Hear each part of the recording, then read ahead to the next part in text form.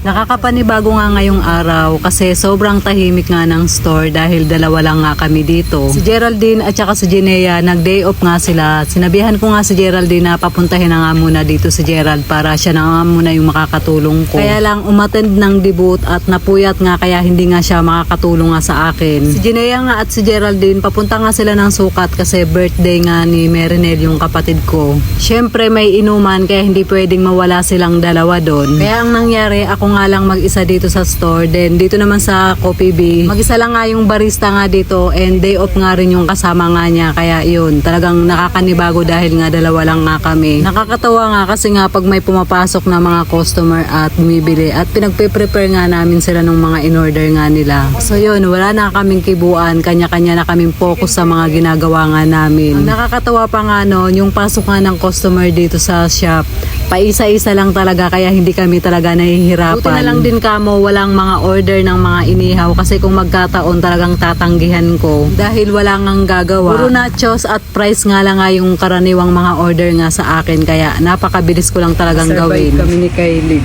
kapag ganun lang. Buti na lang kamo at unti-unti lang ang mga customer. Unti-unti lang ang mga person. Na kami dalawa. Ang kasama. Kakagutom. Mga 7:30 nga kami kumain ni Kailin. Hindi rin kami nagdire-diretso sa pagkain kasi nga may customer na pumapasok. Ganong kain pa naman yung ayaw ko, yung kasarapan na sa pagkain din. Matitigil nga kasi kailangan may gawing iba. Hindi naman din kasi pwedeng pag-antayin nga namin yung customer kung kailan nga kami matatapos nga kumain. Kaya sa ayaw at sa gusto nga namin, kailangan talaga naming huminto para pag-serban yung mga customer nga namin. Mga alas 9 nga ng gabi si Kailin nga, kinulot nga niya yung sarili niya. Tatanggalin na daw nga niya. Tawa nga ako ng tawa sa kanya kasi nga bumuwagag nga masyado yung buhok niya. Sinuklay mo kasi dapat din mo na sinuklay. Bumuwagag tuloy. So, mga pala nang wala magawa ko. Para siyang ipit. Yung ipit na kulot. Pasaway.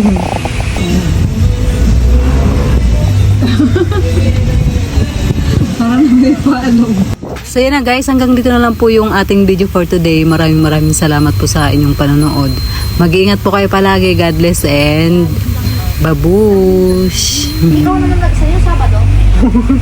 Chismoso. Meron din 105. Chismosa.